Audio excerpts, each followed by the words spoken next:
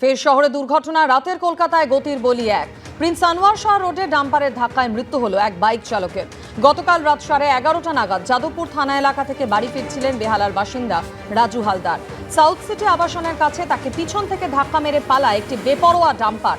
নিয়ন্ত্রণ হারিয়ে পড়ে যান ওই বাইক আরোহী। ঘটনাস্থলেই তার মৃত্যু হয়। সিসিটিভি দেখে ঘাতক ডাম্পারটির খোঁজ চালাচ্ছে লেক থানার পুলিশ।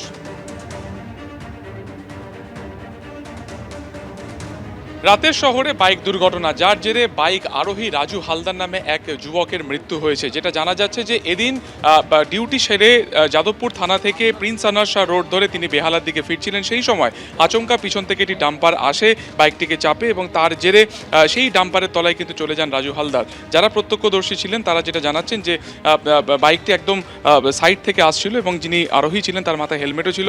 আচমকাই ডাম্পারটি আসে বেপরোয়া গতিতে এবং সে এই বাইককে পুরোপুরি চেপে দেয় এবং তার ওপর থেকে কার্যত ডাম্পারটি কিন্তু পালিয়ে গিয়েছে।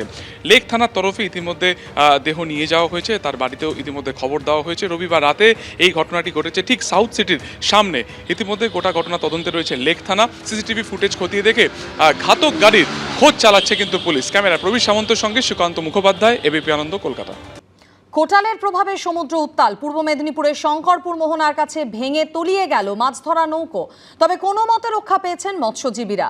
ড্রেজিং না হওয়ায় চড়ায় ধাক্কা লেগে দুর্ঘটনা বলে দাবি করেছে মৎস্যজীবী সংগঠন। অন্যদিকে সুন্দরবনে ফের দুর্যোগের ভ্রুকুটি। ঘন্টায় 50 কিলোমিটার বেগে ঝোড়ো হাওয়া এবং ভারী বৃষ্টির পূর্বাভাস দিয়েছে আবহাওয়া দফতর।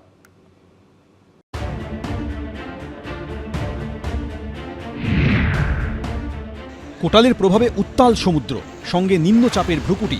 এর মধ্যেই দুই জেলায় জোড়া বিপর্যয়।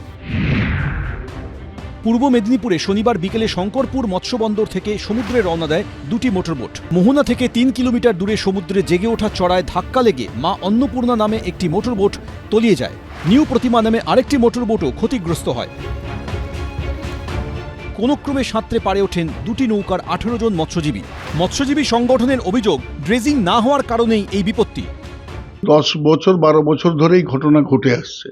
ড্রেজিং হওয়ার কথা ছিল, এখন পর্যন্ত ড্রেজিং হয়নি। কেন্দ্রীয় সরকার এখানে যে 45 কোটি টাকা শঙ্করপুরের এখানে বন্দরের জন্য যেটাকে দিয়েছেন ওনারা, তার ভিতর থাকতে এখানটা 13 কোটি না 14 কোটি টাকার এখানে ড্রেজিংয়ের জন্য ধরা আছে।